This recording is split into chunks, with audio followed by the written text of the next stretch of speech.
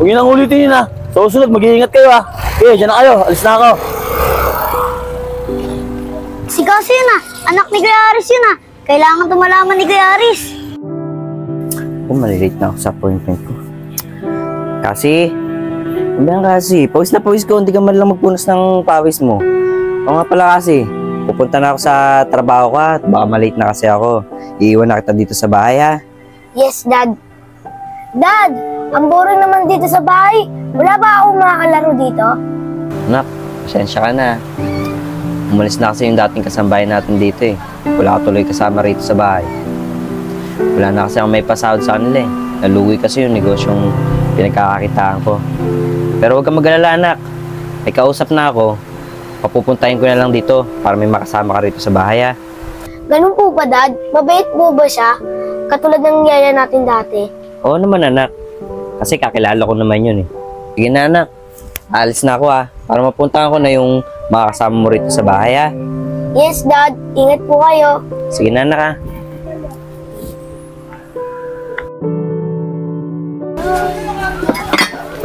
Kuya Barok, magandang umaga. Aris, magandang umaga rin. Ano, papupuntay ko na ba yung anak ko sa bahay niyo para bantayan anak mo? O sana Kuya Barok eh. Para may kasama na yung anak ko sa bahay. Nag-iisa kasi siya ngayon dun eh. Sige, Chris. Kyle! Kyle, halika nga rito. Lumabas ka rito. Tay, bakit? Paano po yun? Halika muna, Kyle. Oo nga pala, nakalimutan ko sabihin sa'yo. Ang Kuya Aris mo nakiusap sa akin na bantayan mo muna yung anak niya habang nasa trabaho ang Kuya Aris mo. Tay, paano po kayo? Wala po kayong makakasama sa pangangalakal nyo.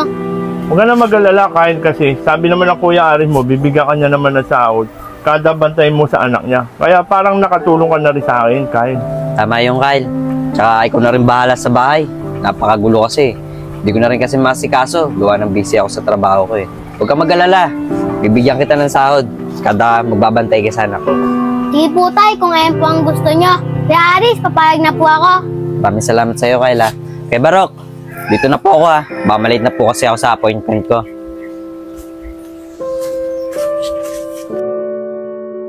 Alam mo ng mga asama ko dito. Manaboboring na ako. Labas mo na ako. Saan kaya ako makakita ng mga kalaro ko? Ayun, may bata. Punta mo na ako dun. Mga bata, pwede ba ako sumali sa inyo? Ano, sasali ka? Di ba mayaman kayo? Baka madumihan ka. Oo nga. Oo nga, hindi ka pwede sumali dito. Baka mamaya makita ka ng daddy mo, pagalitan pa kami. Oo nga, hindi ka nararapat dito.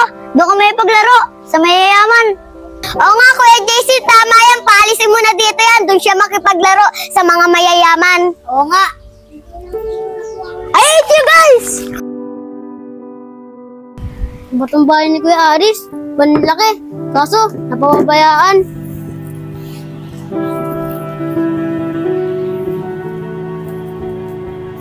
Sino ka? Ang ginagawa mo sa bahay namin? Magnanakaw ano? May magnanakaw dito mga kapitbahay! May nagnanakaw! Kapitbahay! May magnanakaw! Bata! May tumingi bata! Sino ka? Sino ka? Nasakay sa bahay niyo! Sino ka? Sino ka? Bata! Bitawan mo ako! Bata, sino ka ba? Ba't ka nandito sa bahay namin? Ikaw ba si Cassie? O kasi pinagbabantay ng dati mo dito para may kasama ka eh. Ikaw ba si Kyle? Pasensya ka na, kala kasi magnanakaw ka eh. Okay lang yung kasi, ngayong kilala mo na ako, di mo na ako mapapagbintangan na magnanakaw. Tsaka nga pala kasi, may iniwan na tatay mo dyan pagkain, tala kain ka na. Tara, kain na tayo. Kasi, saan ba tayo pupunta? Malayo na to ah, baka pagalitan pa tayo ng daddy mo. Sige, akong bahala sa'yo. Oy mga bata, di mo lang kayo lumilingon bago kayo tumawid. Punti ko kayo masagasaan tuloy. Pasensya na po kuya. Huwag nyo nang ulitin yun ha. Sa usunod, mag-iingat kayo ha. Okay, dyan na kayo. Alis na ako. Si Kasi yun ah, anak ni Kuya Aris yun ah. Kailangan tumalaman ni Kuya Aris. Anong tao rito sa bahay? Saan naman dalawang yun? Saan pumunta yun? Ang oras na eh. Kuya Aris! Kuya Aris! Si Kasi po, nakita ko po sa Osave. Muntik na po siya masagasaan. Ano? Talaga si Cassie. Sino naman kasama niya? Si Kyle po, Kuya Aris. Naglalaro po sila doon sa baba. Ah, ganun ba? Sige, saglit lang ha. Samahan mo ako. Kunin ko lang yung bag ko.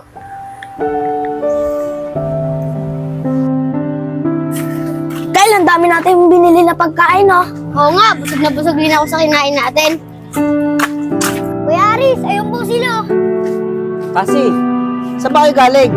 Daddy, namili lang kami ng pagkain eh. Ano? Kahit na anak, bibili ka lang ng pagkain. Alam mo naman delikado sa baba. Maraming dumadaang sasakyan. Tsaka sabi nitong batang to, muntik na rin madisgrasya. Totoo ba yun? Di ba kasi, sinabihan na kita na huwag kang lalayo. Ito po kasi Kyle eh. Nag-iaya na pumunta kami sa malayo eh. Nagugutom po kasi si Kyle eh. Kaya binili ko siya ng pagkain. Ganun ba kasi? Ikaw, Kayla, ayoko nang makikita na kasama mo to si Cassie ha.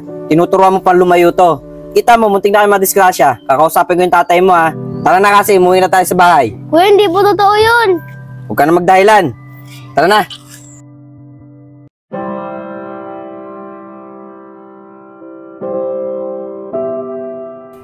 Kuya Kuler, pwede ba tayo pumunta kay Lakay? O sige, Cassie, sasamahan kita. Cassie, ayun si Kyle, oh. Kyle, sana mapatawad mo ko. Kasi, hindi na kita mapapatawad. Simula yung pinahamak mo ako sa daddy mo, ayaw na kita maging kaibigan. Diyan ka na nga. Kuya Kuler, ang gagawin ko. Huwag kang maglala, Cassie. Gagawa ko ng paraan para magkabati kayo. Kyle, pwede ba kitang makausap tungkol kay Cassie? Kuya Kuler, si Cassie, ayoko na siya makausap. Kuya Kuler, kahit kailan, hindi na kayo magbabate. Kyle, pakinggan mo ako ah. Inamin niya sa daddy niya na wala kang kasalanan, kaya sana patawarin mo na siya. Totoo ba yun, Kuya Kuler? Oo, Kyle. Kuya Kuler, sabihin mo kay Cassie, pupunta ako sa kanila para makipagbate. Sige, Kyle, sasabihin ko kay Cassie na makikipagbati ka na kasi nalungkot siya, nagkagalit kayo. Sige, una na ako.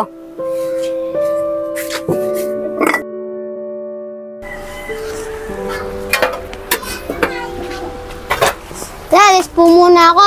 Pumunta lang po ako kay Cassie. Setid na nga po ako may pagbati sa kanya eh. Pupunta ka ba ron? Teka muna. Siguro utusan muna kita bago ka pumunta kay Lakasi. Kunin mo muna yung mga kalakal doon, yung mga plastic kila Pepe. Kasi, pero konti lang yun. Dali mo lang dito. Tatay naman eh. Sige tay. Sige na. Bato si tatay. Kung kailan makipagbati na ako kay Cassie, siya pa ako intusan. Setid pa naman ako. Bata tabi! Kapag sa akin na nga. Parang barok! Yung anak mo, nadisgrasya ng motor. Ano? Inabol nga namin nakadisgrasya pero hindi namin nabutan. Nasaan na anak ko ngayon? Nasa ospital, pare, tinakbo namin. Pare, masama ang lagay ng anak mo, pare. Pare, baka pwede sama mo ako ngayon. Tara na, pare, tara na, bisa mo.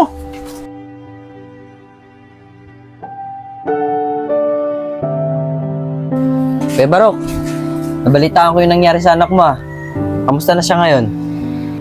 Aris, wala nang anak ko, Aris. Ito nga, dala ko ang damit na isusuot niya. Kasi maluba ang naging disgrasya niya. Hindi niya kinaya yung disgrasyang nangyari sa kanya, Aris. Kaya wala na ang anak ko, Aris. Napakasakit, Aris. Sobrang sakit. Wala nang anak ko, Aris. Kuya Barok, taga mo lang yung loob mo. Malalagpasan mo rin yung mga problema dumadating sa'yo. Siguro, may dahilan yung Diyos kung bakit nangyari sa anak mo yun. Pakatatag ka lang. Kasi, Kuya Barok, baka kung makikita lang na anak mo na nagkakaganyan ka at pinanghinaan, baka lalo lang malungkot yun. Ganito na lang, Kuya Barok. Samahan na lang kita. Andiyan naman yung sasakyan ko sa labas eh, para may hatid na kita. Sige, Aris. Maraming salamat sa'yo, Aris. Tara na, Kuya Barok.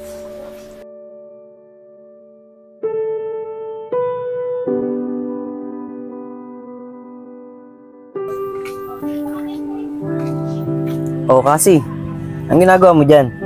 Umuwi na ba si Kuler? Opo, Daddy. Inintay ko po kasi si Kyle eh. Cassie, huwag ka sana mabibigla ah. Si Kyle kasi, wala na. Daddy, ano po sinasabi niyong wala na? Kasi, kaibigan mo, sa langit na siya. Nadisgrasya kasi siya ng motor. Kanila lang siya nabawian ng buhay. Daddy, hindi po totoo yan. Mahirap ang tanggapin, anak. Kailangan mo rin siguro tanggapin na wala na ang kaibigan mo. Siguro kung may kasalanan ka man sa kanya, papatawad ka nun kasi kaibigan ka niya eh. Pagpasa Diyos na lang natin yung kaibigan mo, anak.